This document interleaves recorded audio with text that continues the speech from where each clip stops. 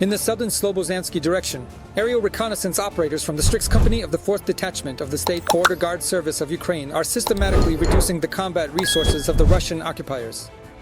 Thanks to precise strikes by FPV drones, 5 pieces of equipment and communication antennas have been destroyed, and 3 enemy combat positions have also been hit. Meanwhile, border guards from the Phoenix unit have inflicted serious damage on the Russian army in the Luhansk region. Ukrainian FPV drones tracked down and destroyed a tank, a cannon, a UAV control point, and a checkpoint belonging to the Russian invaders. Trucks, vans, and special equipment belonging to the Russians were also hit. In the Lyman direction, the Russian army launched attacks on Ukrainian positions in the areas of Zelina Dolina, Kaladaisy, Mern, Torsky, Yampol, and Hryhorivka. In the Pokrovsk direction, Russian occupiers tried to push back the defense forces in the areas of Vladimirovka, Nikonorivka, Novoekonomika, Rodinsk, Rodivka, Zvariv, and Udakny. In the Novopavlivka direction, Ukrainian defenders stopped Russian assaults in the areas of Tymarivka, Voskresenka, Zeleny Pol, and towards Kamishivka. Today, we noticed that in the Pokrovsk direction, there are almost single-person assaults, one person at a time. But they're happening all along the front line in different places, not lined up in a chain, but in a way that distracts attention as much as possible. Maybe someone will get lucky. You know, like in a lottery, whoever gets lucky, some make it, some don't. But, using the resources we have available today, as they say, right? So, we track each one, and until we get them, until they're either killed or wounded or surrender, our attention doesn't let up. There, on the Pokrovsk front, the Ukrainian National Guard unit Spartan is doing everything it can to repel attacks by the Russian army. Aerial reconnaissance spots groups and individual Russian assault troops moving toward Ukrainian positions around the clock. After that, drone strike operators get to work, successfully eliminating enemy personnel. Defense forces are increasingly using not only flying drones on the front lines, but also ground-based robotic systems.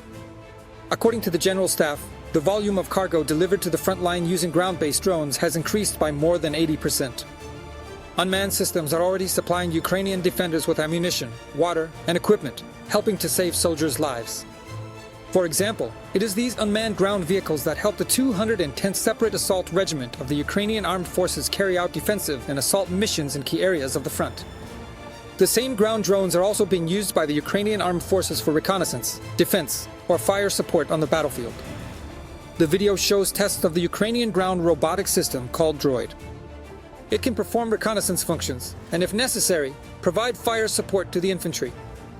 The vehicle is equipped with a 12.7mm caliber machine gun with an ammunition load of 420 rounds and a targeting system featuring artificial intelligence elements for automatic fire correction.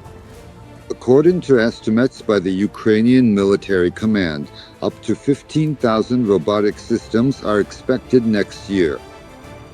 This demonstrates the high level of integration of the Ukrainian defense industry into the overall Ukrainian and European security system.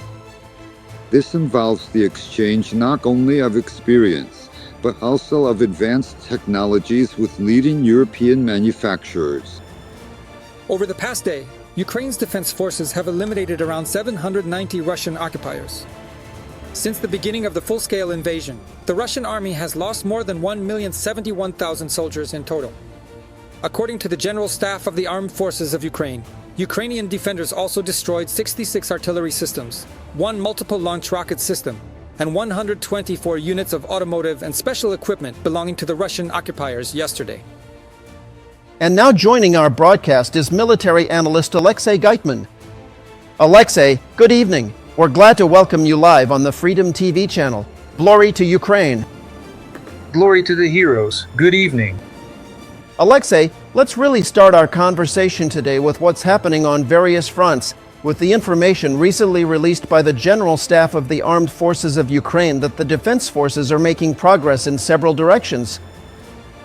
Let's break down what's happening where, and what the prospects are for this situation to change. Well, our actions are going more or less successfully in the Sumy direction. There, we've managed to advance, according to various estimates, by at least 2 kilometers. Some say it's about 2.5 kilometers. Now, that might not seem like much, but it's a counterattack. It's our advance, not just a halt to the Russian offensive. It's a stop, and, well, in the opposite direction, there are negative developments for them. The situation there is more or less successful, but this can be attributed, firstly, to the fact that the Russians initially concentrated such a number of troops and equipment there that it didn't give them any real hope of advancing toward the city of Sumy. No matter what they say on their propaganda channels, no matter how much Putin puffs up his cheeks, there were no more forces and resources concentrated there than in other directions, except, of course, for Pokrovsk. There, the concentration is off the charts. And why is it that in the Sumy direction and the North Slobozansky direction they could have advanced, but not in others? So it was more like a diversion. Now they're pulling out from there. That's the first reason. There weren't that many there to begin with. The second reason is that, according to some information, troops are being withdrawn from there, not on a massive scale, but partially, apparently, to the Zaporizhia direction. The Russians apparently want to concentrate their forces and resources there. It seems they're preparing for something. And the third, main reason is that we have the right tactical actions, motivation, and, of course, the capabilities of our armed forces. If you take the average, so to speak, then naturally, the quality of our armed forces is much higher. And the only reason we're not winning on a large scale is simply because there are more of them, the Russians. There used to be a good saying, they don't have a strong army, they have a long army. That person was right. It's exactly a long army, meaning it takes a very long time to destroy it. Other directions. And finally, of course, about Pokrovsk. Other directions of the Kherson-Zaporizhia area, well, you can't really combine them like that. It's the Kherson direction and the Zaporizhia direction. There, most likely, maybe towards the Russian Dnipro group, maybe towards the Kherson direction, or maybe even to Crimea. Today, a Russian train was moving with well products. And near Tokmak, before it reached the city, they managed to intercept it, set it on fire, and it burned down completely.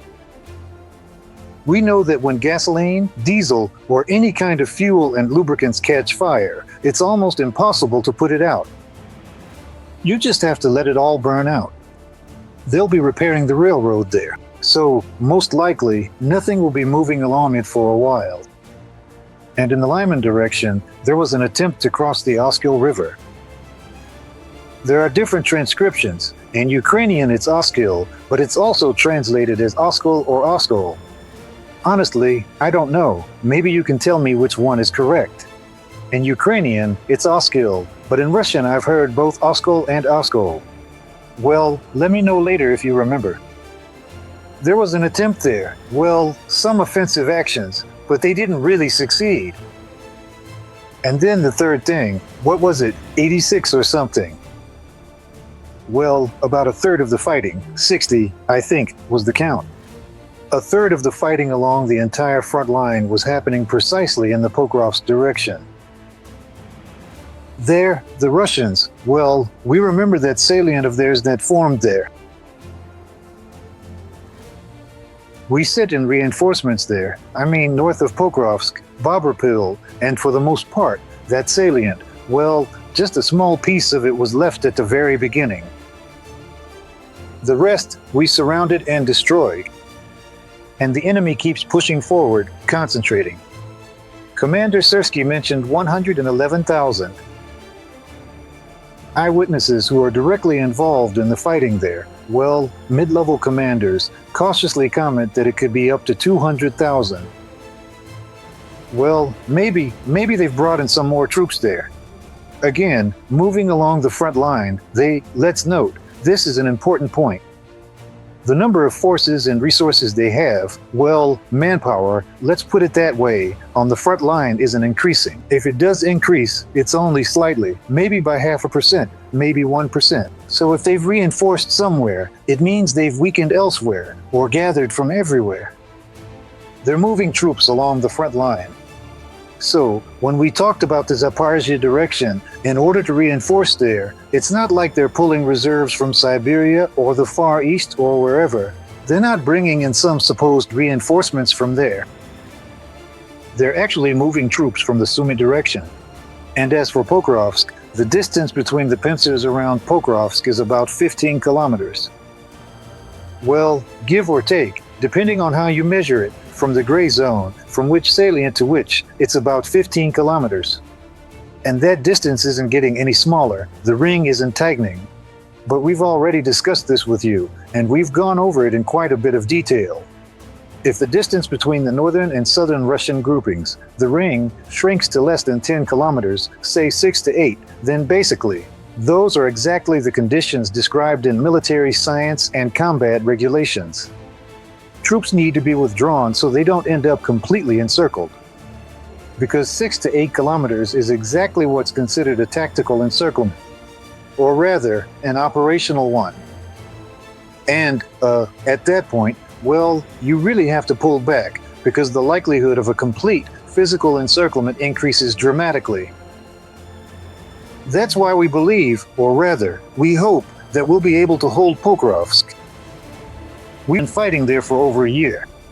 But we have to be mentally prepared and calmly accept the possibility that if we don't have enough strength and resources, and the enemy, once again, according to Sersky, according to scientists, 200,000. That's unbelievable.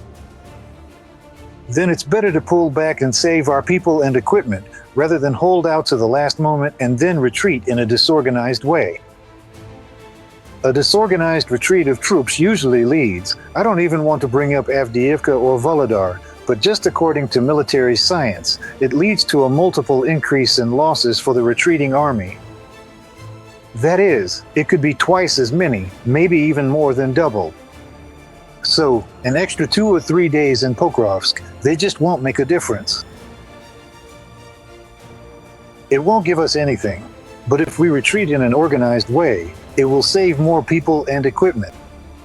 Of course, we're not just retreating. It's not like we're opening the gates for the Russians. There won't be any free zones for them. We're moving back to other positions, which I'm sure have already been built and fortified. We heard this from, well, at least from representatives of the local military civil administrations, that yes, private construction companies were also involved there, because the engineering troops alone can't build such strong, powerful fortifications by themselves. Those troops have a different purpose. So, that's the situation on the front line in a nutshell. Thank you for such a detailed breakdown of this situation. Now, in the context of the meetings in Washington that took place recently, the Russian Federation continues to shell Ukraine, targeting peaceful cities, and continues shelling on the front lines. It's becoming more and more intense. And now the entire international community is saying that, obviously, Putin is not interested in any peaceful settlement at this point in terms of a ceasefire. So here's a question for you. How can the world put pressure on Putin to achieve this goal? And here's something else that's interesting. When Trump asked Zelensky what kind of help was needed, Volodymyr Oleksandrovich replied, everything. And in the context of this question, an additional part of my question is, what does everything actually mean? What is it that we urgently need right now for the front in order to defeat the Russian Federation? If they are refusing even a temporary ceasefire, then what exactly are the tools of pressure we're talking about? So the questions here are about how the international community should respond and what kind of weaponry would also help. Well, at this point, there's practically no talk of a temporary ceasefire anymore. The Russians there were conditions that all negotiations with Russia would start about peace, about certain territories, about anything at all, about NATO, whatever. Only after a truce, only after a ceasefire on the front line. The Russians, well, they kind of think they're smart and that we're all just dumb. You know? Oh, I can't remember who said it, but it's really unpleasant to watch someone try to show off their intelligence, especially when they don't have any. So the Russians responded by saying, no, we don't want a truce, we want a complete, all-encompassing peace right away. so we'll keep shooting. All right then, we heard you, we get it. So, you don't want it. Then there was talk about a meeting between Zelensky and Putin, and then a three-way or four-way meeting. Well, a three-way one with Trump, so Zelensky, Trump, and Putin, and maybe a four-way one, meaning Zelensky, Trump, European leaders, and Putin. That would be the right way to set it up, not the chronology, but rather the order of priority. There are, well, some diplomats whom I sometimes get the chance, let's say, I'm lucky, to talk to, who believe that most likely the Russians will try. They'll plan to disrupt this meeting, to prevent Zelensky and Putin from meeting face-to-face at all, and if they do allow it, then most likely Putin will try to provoke him into some kind of conflict. Unfortunately, they're good at this, shifting from a constructive conversation to an emotional one, and then, of course, blaming our side, saying that we're the ones who don't want peace. And even if the first meeting between Zelensky and Putin does happen, the next meeting, whether in a trilateral or quadrilateral format, the Russians will most likely try to avoid. In various ways. They'll come up with something, somehow. Honestly, I don't even want to imagine right now that they won't think of anything. Although we can more or less guess, there will be some talk about peace, about something else, about history, maybe even about the Pecheneg. Basically, nonsense will start, something unconstructive. What we need is to talk about the possible end of the war. Well, you know, the whole delegation, let's say, the European one. When talking with Trump, understanding his position, understanding his relationship with Putin, well, none of the European leaders, except maybe Fico or Orban, call Putin a friend. But Trump keeps saying, my friend, my friend. But I honestly don't think he's a true friend to Merz, or indeed to Starmer, or to Montemaro. Lord, sorry. I got completely and utterly lost in the extensive and ever-growing list of prominent European leaders. All right. Most likely, most likely, they just wanted to play along with Trump. So, basically, he sees the situation as one where you have to negotiate, and obviously everyone wanted to show, yes, we trust you, we understand you. We'll do as you say. That's some pretty subtle diplomacy. Well, both France and especially England, the UK, have a strong tradition, a good school of diplomacy. So, in fact, this is a setup for Trump. It's strange that he didn't realize that. I think he's more sensible than that. But that's just my personal opinion. Nothing that we're doing now, or that all of Europe will do and propose, will Putin actually do. And then our entire European team, together with our president, well, I think it might not even be them, but most likely, halfway through, the United States itself will start asking this question. Like, okay, Mr. Trump, you've shown and explained how things should be, how you see it, great, 10 out of 10, and all the rest of what you've been saying. We did what you wanted. We thank you, said thank you. So, what happened? Nothing happened, and you and I both understand that nothing will come of it. And only after that, when it becomes, as they say, obvious even to a hedgehog that nothing is going to happen, then, most likely, Trump's position will change. He'll be forced to change it against his will, against the grain, but he'll have to. And that's when we can expect serious sanctions against the Russian Federation, as well as the supply of weapons. By the way, regarding arms supplies, we've already heard from President Zelensky that one of the security guarantees, well, there were 3 components. Includes at least 10 Patriot systems and the ability to purchase at least $100 billion worth of weapons from the United States. It seems these issues have been agreed upon with Trump.